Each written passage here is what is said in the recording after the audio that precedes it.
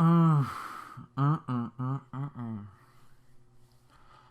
uh.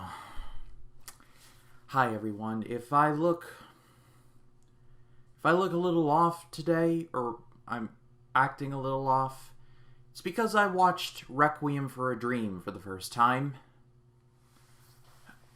And I'm honestly not sure. I'm not sure how to talk about this. So I guess it's just best if I just let it all air out. Hello everyone, my name is Ryan Cam, and I finally watched Requiem for a Dream. This was directed by Darren Aronofsky. We all know who he is, probably from movies like this. And it starred Jared Leto, Jennifer Connelly, Marlon Wayans, and especially Ellen Burstyn. More on her in a little bit. It was released in the year 2000, and it tells the story of four interconnected people. A mother and a son, played by Ellen Burstyn and Jared Leto respectively. The son's girlfriend, played by Jennifer Connelly. And the son's best friend, played by Marlon Wayans. They all have two things in common. They both have big dreams, and they both are hopelessly addicted to some kind of drug. In the case of the mother, it is amphetamines, and in the case of the son, girlfriend, and best friend, they are all hopelessly addicted to heroin. Requiem for a Dream has a bit of a reputation, and when I was preparing to watch this, I read a bunch of Letterboxd reviews and other reviews, and you could pretty much sum this up as, I love this movie, but I also hate this movie. Now that I have seen this movie in full, I understand where they're coming from, because from a quality standpoint, Requiem for a Dream is incredibly well made. However, I don't think I can ever watch this movie again. It distresses me too much. Firstly, though, the performances in the movie were all great, especially Ellen Burstyn. She had the best arc in the movie, and she was the one that I was rooting for the most. And make no mistake, this movie is very much a tragedy. It's a slow-motion car wreck. However, Darren Aronofsky does a great job of planting the little kernel of hope to where you think these people will be able to pull the nose up. But unfortunately, that just doesn't happen. All of these people have dreams. Burstyn's character dreams of being a Pat Sajak-esque game show host. Jared Leto and Jennifer Connelly dream of opening a clothing store where they sell Jennifer Connelly's character's clothing designs. And Marlon Wayans' character wants to make enough money so he can move out of the ghetto and earn his mother's approval.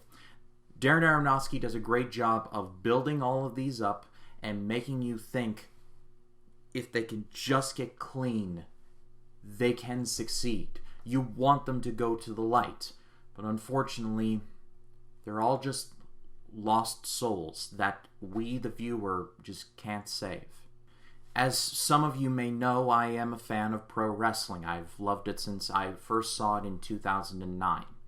The drug culture in wrestling is unfortunately very real. It's a lot less nowadays, but back in like the 80s and 90s, it was particularly bad. The reason why we don't have guys like say, Gino Hernandez or any of the Von Erich brothers is because of drugs to a certain extent.